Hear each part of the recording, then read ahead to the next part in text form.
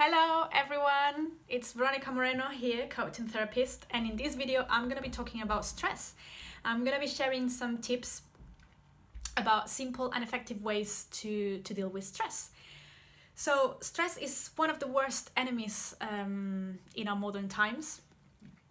It's one of the main sources of disease because it basically puts us in fight or flight state, which if we are in this state for long periods of time, is really not healthy. It can impact our immune system, our digestive system, our fertility, basically all the functions that are not vital to fight or flight are not going to be considered priority. So this can result in many symptoms and diseases. So stress is not about just well-being, which of course it is more important than that. It can have a big impact on our health. So it's a very serious thing to consider. So I'm going to be sharing some tips about how to deal with stress.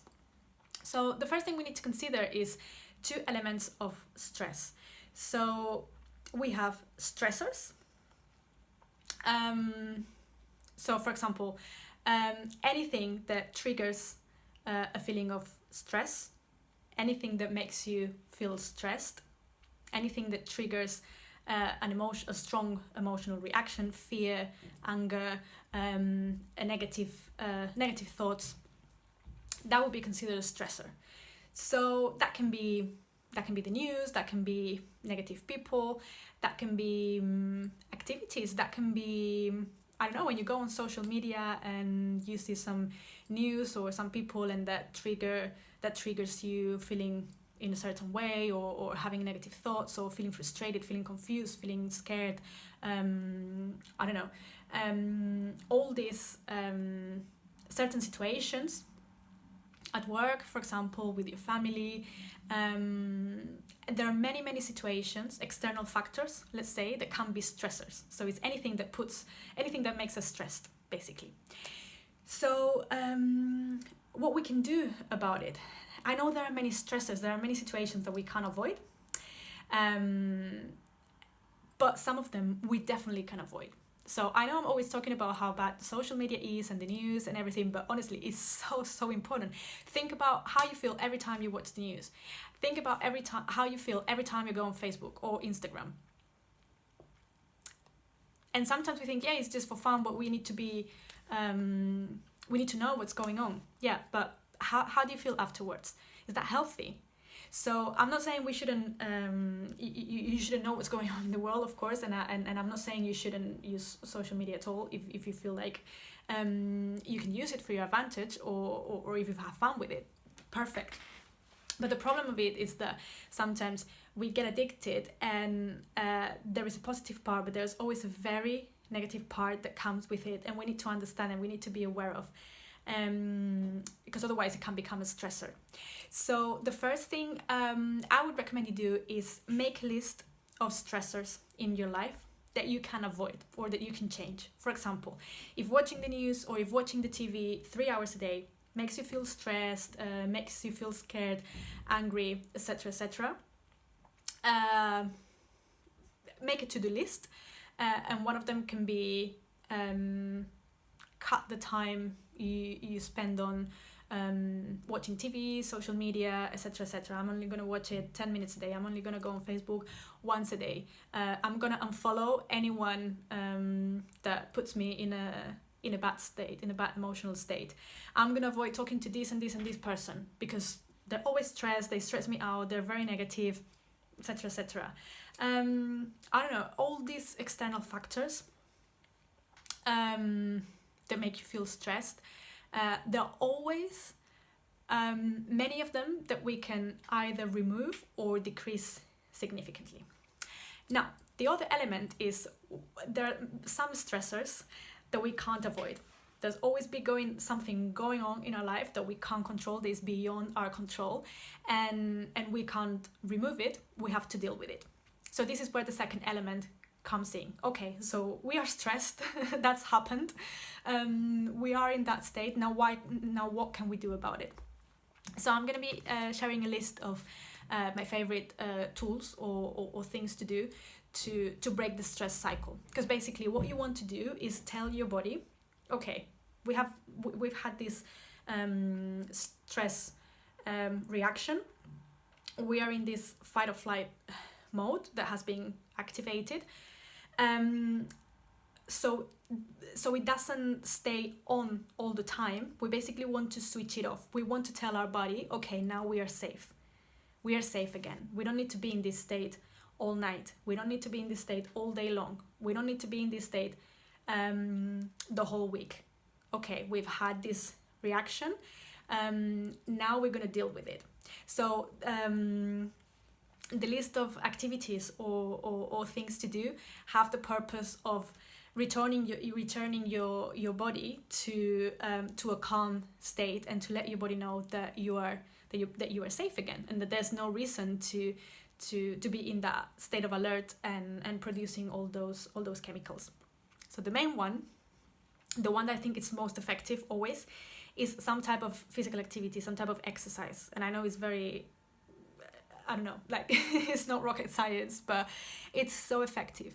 It's so effective, because when we work out, when we do some exercise, our brain produces feel-good chemicals. So honestly, for me, it's almost the effect is almost immediate. Every time I feel stressed or worried or angry about something, if I know that that's gonna trigger, it's kind of a chain, and if I know that's gonna trigger more worrying, more negative thoughts, more fear, blah blah blah blah blah, if I stop and do some physical exercise, if I do yoga, if I go for a run, if I go for a walk, if I do some, I don't know, a Pilates class or a HIIT class or whatever, depending on or some dancing, depending on what I feel, I know I'm gonna feel so much better. I know I'm gonna feel so much better. Again, your body is gonna think, okay, we're exercising, we're dancing, we're going for a run, we're going for a walk, we're enjoying the park, whatever. There's no danger.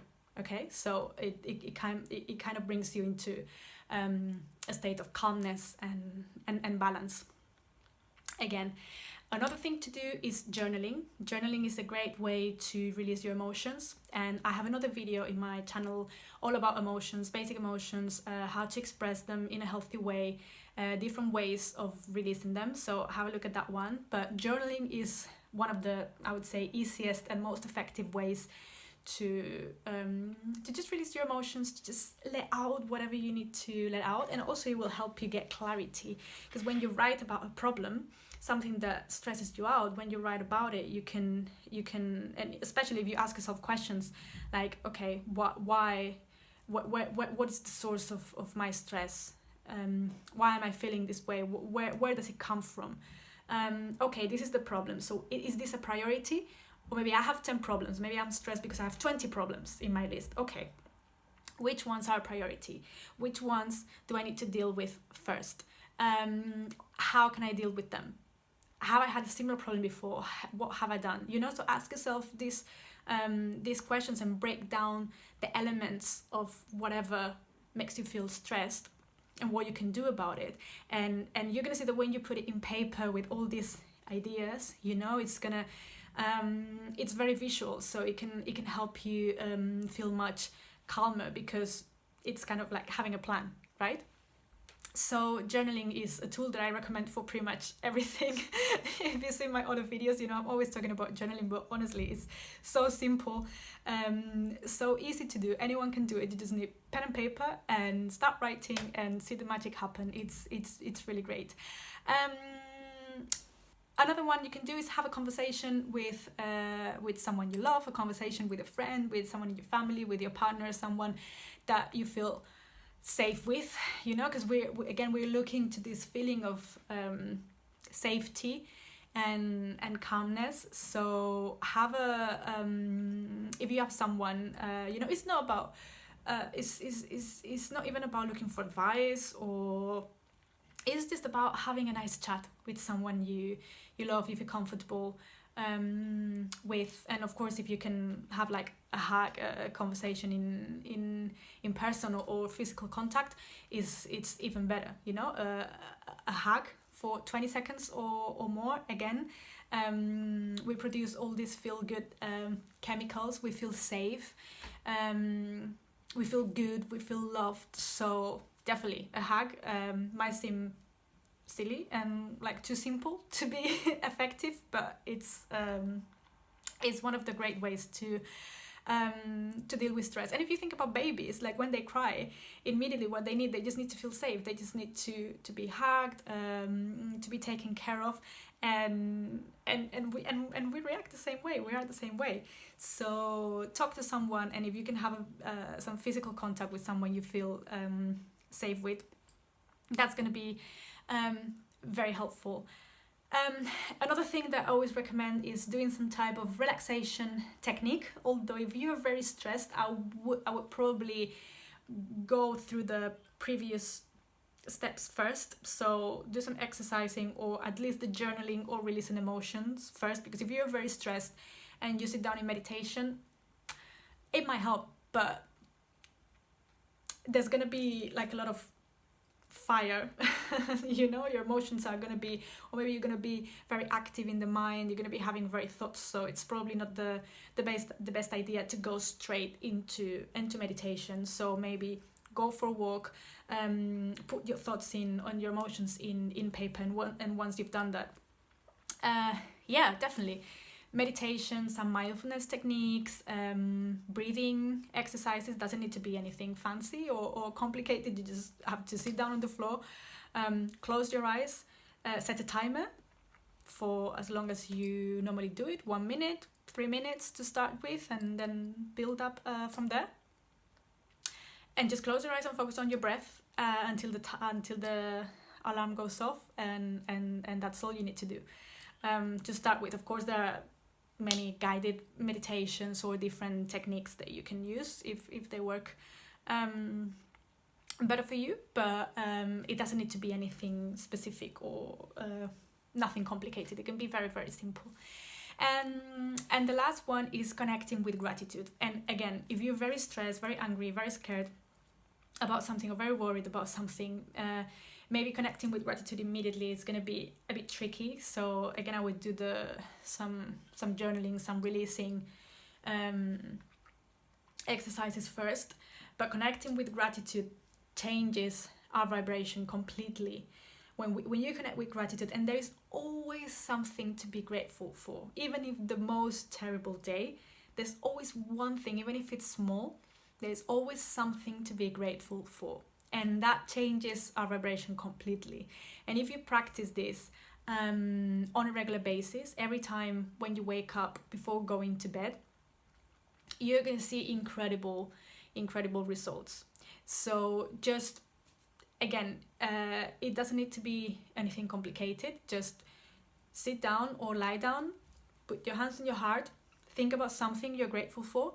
You can make a list before, or you can just improvise and think about things you're grateful for, and really connect with that feeling of gratitude. Thank you for this and this and this I have in my life. And you're going to see it completely changes your emotional state. I use it a lot every day. It's part of if I had to choose one exercise or one thing to add to a routine, it would probably be this one, practicing gratitude, because it's honestly so powerful. So these are my suggestions to deal with stress, with stressful situations. I hope that was useful, and if you have any questions, please leave me a comment. Have a good day. Bye.